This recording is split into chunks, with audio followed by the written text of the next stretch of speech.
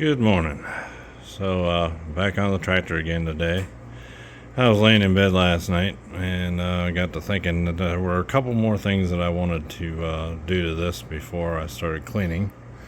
And there's always more stuff to do, but there's a stud here that looks like it maybe broke off. I'm not sure, but that needs to come out. I'd like to get it out and replace it if need be. And this side wasn't in there, and I don't know, it doesn't look very good, but I'm going to try to find the right size tap and re-tap that hole, and maybe we can get the right bolt for that. Or, well, I'm guessing there was a bolt in there, and that's probably what was on this side, was a bolt, because I believe that holds the hood on, if I'm not mistaken. But anyway, I noticed there's a patch here in the top, so that's not great, but we'll clean it up and see what it looks like. I'm hoping there's no other issues with this. I might take that clamp off of there. It's for this fitting on the neck of the radiator that's not there anymore, for an overflow.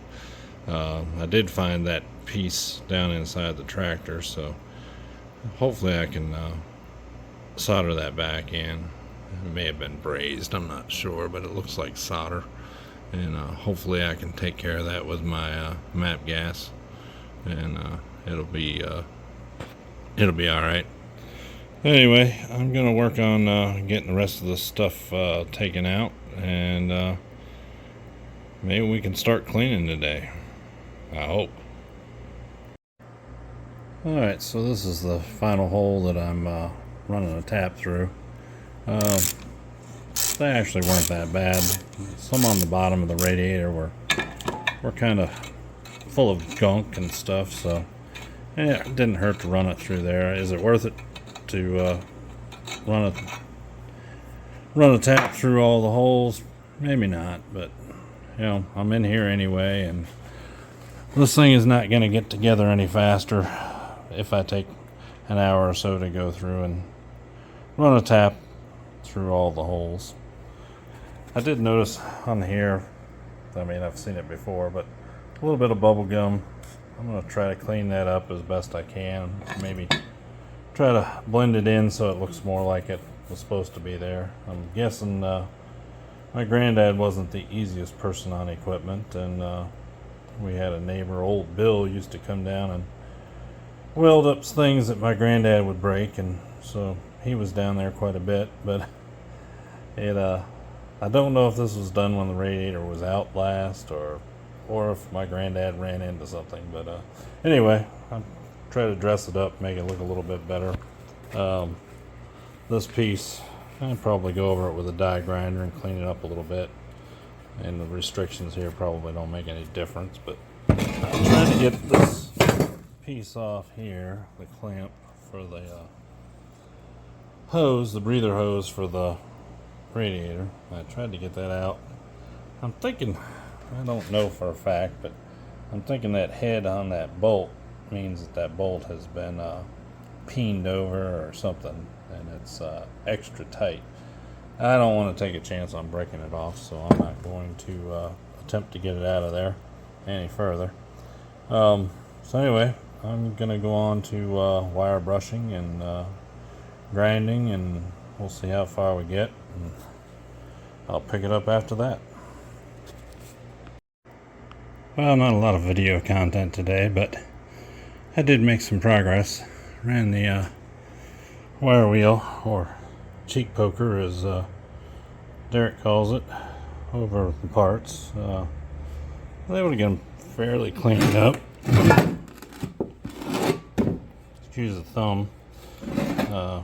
They decided not to put gloves on when they looked right at them at first, and yeah, should have put the gloves on.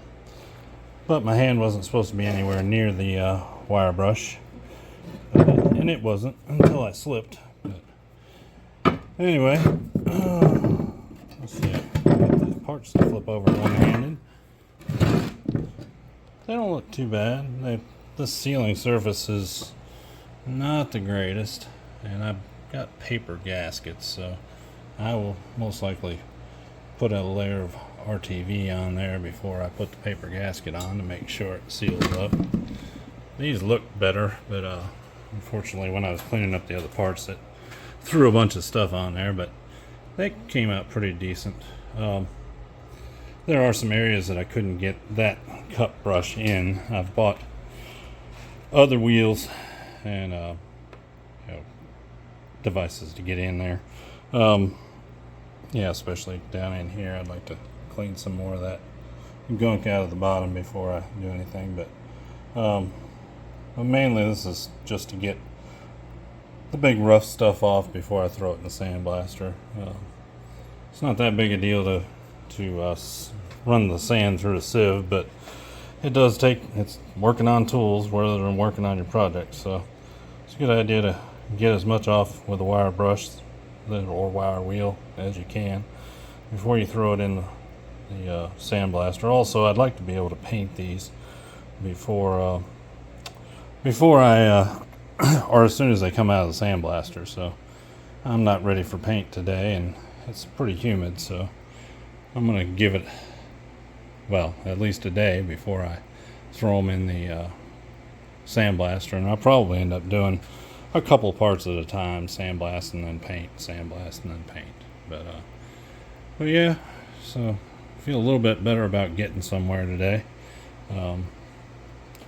We'll see what happens tomorrow. Thanks for watching. Bye.